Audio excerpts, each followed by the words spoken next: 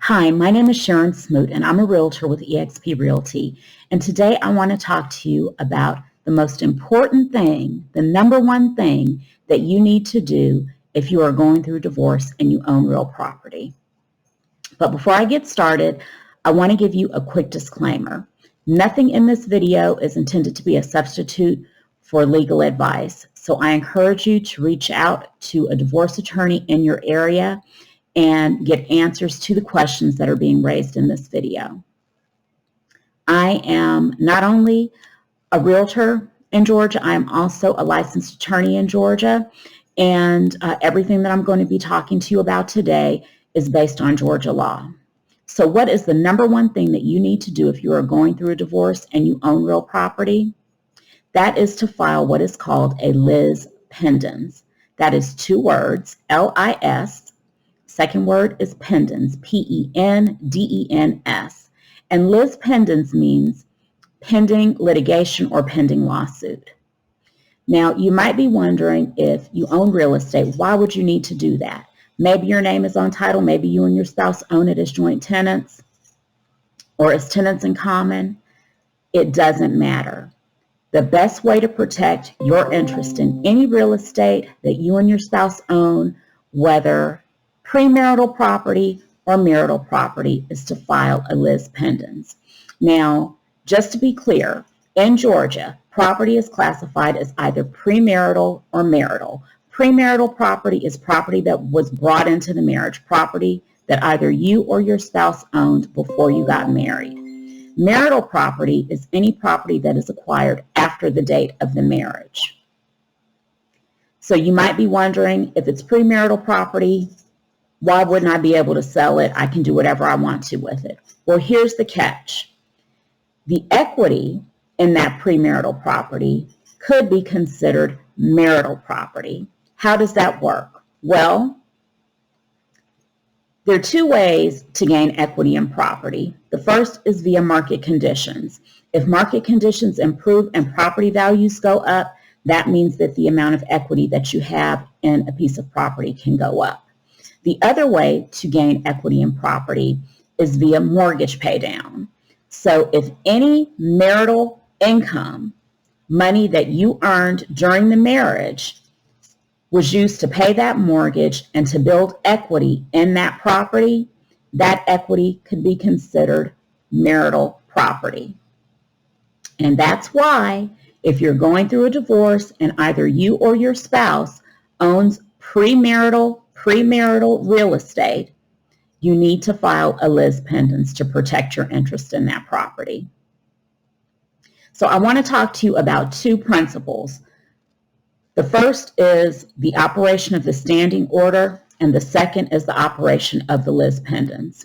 A standing order goes into effect the moment that a divorce case is filed, and the standing order prohibits either spouse from disposing of any property without obtaining consent of the court. So I want to give you an example of how the standing order is not sufficient to protect your interest in a piece of property. Maybe you and your spouse, or let's put it this way, your spouse purchased a piece of property in his or her name during the marriage. Only their name is on title, only their name is on the mortgage. So they decide that they want to sell the property despite the fact that the standing order is in effect. And that's exactly what they do. And you get wind of it and you go into the court. You're raising hell because they sold this property out from under you. They haven't given you any proceeds. You don't even know where the proceeds are because they didn't put it in the bank account that you're aware of. What's going to happen? Is the court going to make that buyer deed the property back over to your spouse? Probably not, because that buyer is considered an innocent purchaser for value. The buyer had no way of knowing that the property was the subject of divorce litigation. So the court's not going to punish them for buying a piece of property that it appeared they were legally entitled to buy. However, what the court may do is order your spouse to disgorge the net proceeds from the sale of that property. and to split those funds with you, might even award all of the funds to you, just depending on the circumstances. But you can see how that standing order doesn't protect your interest in the real estate as it pertains to third parties. On the other hand, the Liz Pendants does exactly that. The Liz Pendants gets filed in the real estate records in the county where the real estate is located, and it puts the world on notice that that particular piece of real estate is the subject of divorce litigation.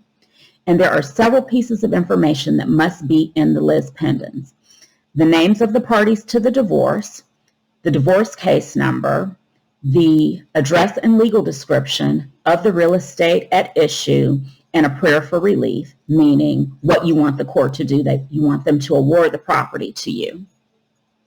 So whenever you own real estate and you are going through a divorce, you need to file a Liz Pendants against each piece of real estate. If there are 4 pieces of real estate in 4 different counties, a Liz Pendants needs to be filed in the real estate records in each of the counties where those properties are located. And that's what protects you.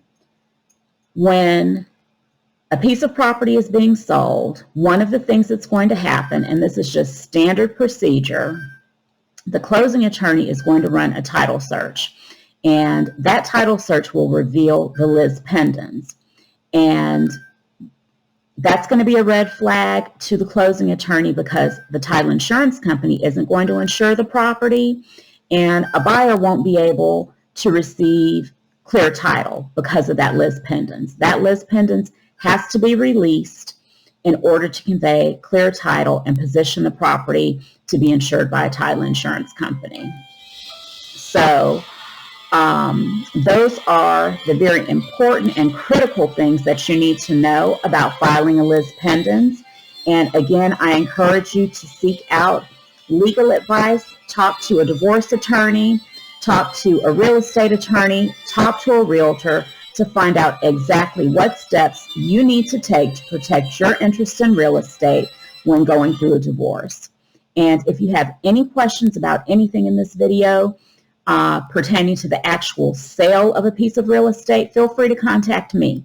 I can be reached at 678-446-5925, or you can send me a message right here on LinkedIn. Thanks so much, and I hope you have a great day. Bye-bye.